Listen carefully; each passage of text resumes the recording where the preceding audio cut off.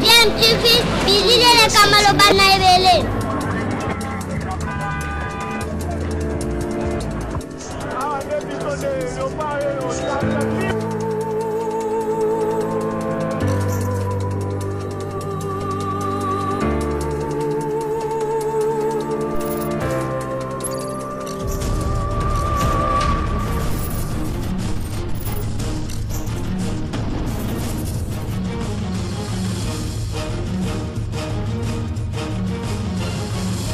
DMTV toujours en avant. Balandi ya DMTV mbote nabino esengo ezangambu na biso po toyebi ke boza ebele o boza kolanda chaîne YouTube nabino DMTV. DMTV boyebi kaka ezali chaîne oyo ememelaka bino actualité mais tosalela kabino pe ba réflexion na ba analyse sur ba sujet d'actualité sans oublier ba réalité hein o tozali komona pe toza ko bika to pe ko vivre na mboka na biso réalité sanga te talaka bakolo baloba tambola na mokili omona amakambo pe mikolo koma koloba botama congolais oyoka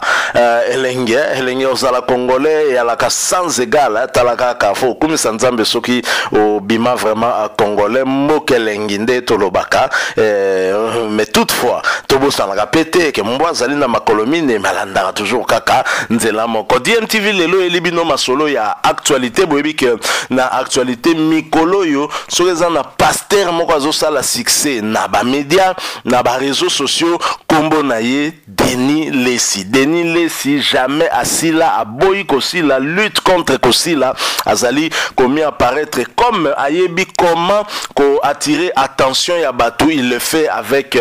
beaucoup de mayele hein boyebi ke ye azamuta ayebi côté nini congolais sengeli soko fini okoka ko attirer attention na ye c'est dans la polémique bien évidemment polémique ango abandaki yango nanu na niveau ya milieu na bango moko nanu ya ba confession religieuse ayaki sur fond polémique makasi contre pasteur Kiziamina notamment sur ingratitude de certains pasteurs à l'endroit il y a ancien président Joseph Kabila Kabange mais lelo yo ayo kota polémique na monde ya ndule nde skato komi mwa ko bangela e monde wane la ka mystique pasta keba baroya ko revese yo vraiment makasi et osala penza malamu mingi te parmi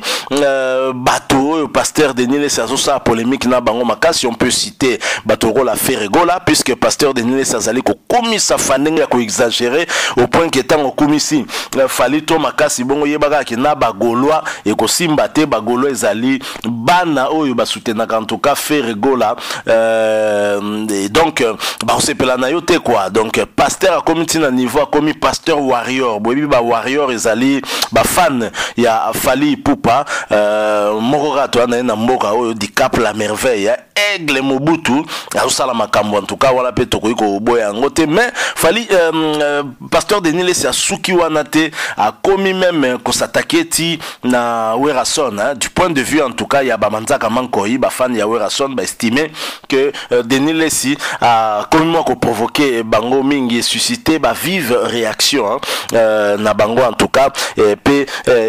sali ke polémique wana yango peso maintenir le sous flamme ya Denis Lesi makasi mais nakati wana na mamakamnyo surtout ezoleka batunaki frère Patrice wazali pe grand frère ya Werason point de vue naie par rapport na onyo surtout ezali koleka na internet avec pasteur warrior Denis Lesi nde na proposer bino boyo kanini frère Patrice Ngoy Musoko alobi à propos ya pasteur Denis Lesi et ensuite tokozonga to placer pe moi mon abiso et puis to clôturer le son abiso. Je vous rappelle s'il vous plaît que boza kolanda chaîne YouTube nabino DMTV yo mtozo landanga zana na abonné tenderonanga mi abonné na chaîne DMTV ko bossa na pété ko activer notification juste un clic sur cette petite cloche et ko permettre na yo o rataka les sous-souté ba prochaine vidéo to ko mettre en ligne awa pona abino tolanda pasteur warrior le plus grand défenseur de Fally Ipupa actuellement s'appelle Denis Lesi to yoka na nos points de vue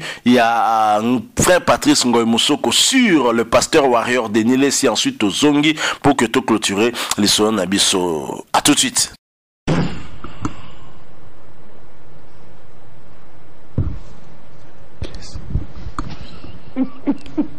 Pasteur Denis Lessi. Majorité. Il y a Denis. Pasteur Denis Lessi. On est en train de voir aussi comment il arrive à nous faire voir paix que Moussala Nzambe, le pasteur hypocrisie Leki. En tout cas, jour Oyo, sur le net, il est beaucoup plus présent. Une réaction? Eza kaka nde na utoloba koloba que mutako loba na ye. Mais faut vérifier pe makambo mso azoloba et ko approcher ye pour na kutuna ye ke ikamozolo beza bongo te za bongo te. Waneza aspect ya liboso. Mutu mususu pe akoza la yeza style na komina yango. Style ndeni. Style eza lokola bon na lobalisa eza marque na ye ya komina yango po mala mususu bacha ekape ekozala bongo na oto biso likamo ya ba star awake mutu no salinga comme star mikolo eza bongo. Non, mais hier, on dirait à Bimsela Bisso qu'il est sincère. Surtout, il y a un fali, il y a un fali. Au tout n'y a pas, non, JB, album, et Bima boye. Bon, on a joué battu. Hier, Aza bien informé. Il y a pas d'information là. Bon, on a mis la Bible parce que n'a pas. Oui, on a mis l'album quand? Peut-être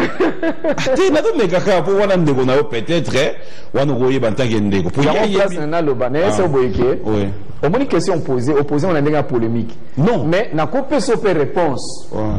Mais si on a pas de réponse, c'est ça pour Azande Konanga Tozanae.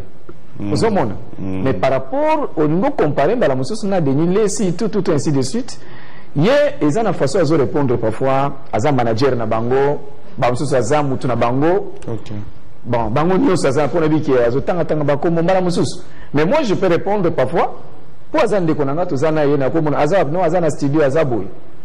Ça peut arriver bien que na ibina no datu wana te makamuzolo bana bien noté. Alors que comparer ngana ye za moi et car moko munene vraiment. Et car munene par rapport à musala oya sala oya ndimi ko sala. Zomon, musala ndimi ko sala, so nzambe mutapesi e komoni ça. Ce qui pèse en Zambie, c'est hier moko ami pesi musala wana ko moni samanango. Ngana yi tunanga makambo za biblique.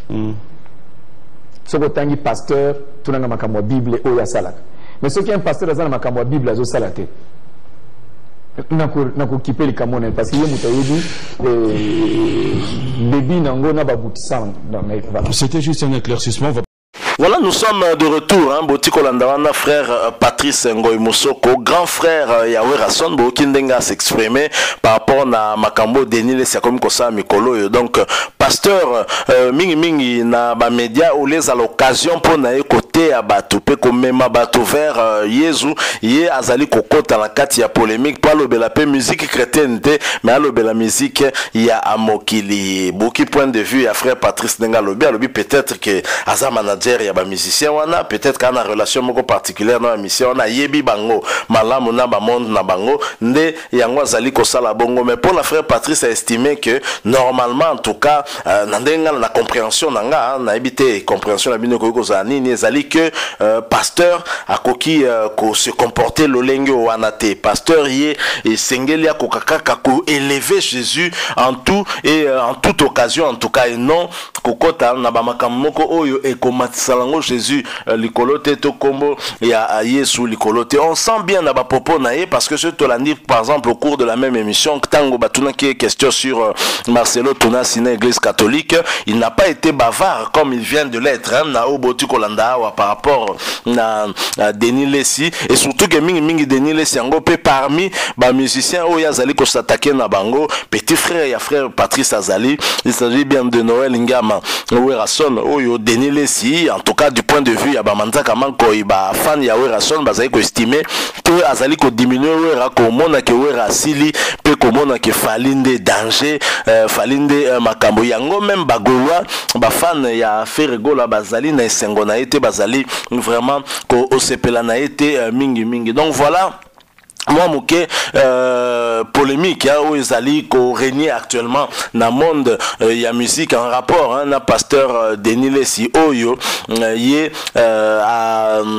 azali koloba très clairement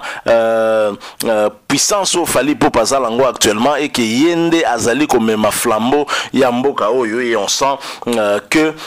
attitude na yo wana azali ko afficher lelo ezali plagé penza na basali na nzambe mususu te tel que frère Patrice Ngoy Musoko qui estime que attitude ya lolenge wana ezali ko mettre nzambe au centre ya ba masoloté, donc ça ne vient peut-être pas de Dieu. Alors quelle sera la réaction ya Denis Lesi par rapport na ba propos yo frère Patrice à tenir certainement tozoyango kalaté parce que je sais que émission ototi kolanda wana ya papi mboma elanda makamakas na niveau moko sangalante. Je ne serais pas étonné de voir pasteur Warrior Denis Lesi ko le kalisusu na ba média pe ko répliquer sur makambo frère Patrice Alobi pe abongama polémique izali kolanda pe le sous après frère na Werason Denis Lesi certainement à ko se charger na frère Patrice pe à ko répondre yé na bao Alobi on a déjà Denis Lesi toki ka Alobi que fali azo projeter beta double Bercy et na double Bercy wana yé Denis Lesi akozala yende mutu akofungola yango na prière na yo akosala izali demande ya ba Warrior donc ba fan ya fali pupa soki fali pupa ye moko a ndimi yango et kosala mapena kaka bongo. Donc là c'est vraiment un pasteur fan lelo on peut dire donc qui se comporte peut-être en sakara de kunta et sengeli peut-être ko zwango ka lolenge wana azana epé fan ya fali fan ya Kofi et donc forcément ba fan ya Ferregola to ya Werason peut-être ba koyi ko se planète mais mingi to tia Ferregola parce que Wera aza pepena concurrent il y a direct il y a Fali Poupaté qu'on se le dise Fali Poupa plus de la génération de Ferré et les autres et donc bilo wana nyo ça ko sa pena moi malam mingi tezo bimisa pasteur Denis Lesi neti kaka ki bonzambe ezali sous pena pembeni na été mais yemoko boyebi kaka ya lo bakazana et arche ya yambara na tout le monde donc ba préjugé wana etala kanango été. Donc voilà moi les solo tonga to proposer na bino botiko landa bino moko frère Patrice. Je pense que bomi faire une idée de binomoko par rapport na makambo ya lobby sur pasteur Denis Lesi et soki bo sepeli botiki la biso moi like mais si vous avez aussi quelque chose à échanger na biso moi opinion moi point de vue botiki la biso commentaire bo mi abonner pe na chaîne ODM TV bobo sanate ko activer pe notification juste en cliquant sur la petite cloche et kobima une fois ko s'abonner et ko permettre au rattraper sous ma prochaine vidéo te remettre en ligne pour nayo. Merci vraiment mingi nabino batubolandi biso et soki nzambe abateli nous peut vous retrouver très bientôt avec un autre sujet d'actualité. En attendant, portez-vous bien et DMTV vous dit au revoir.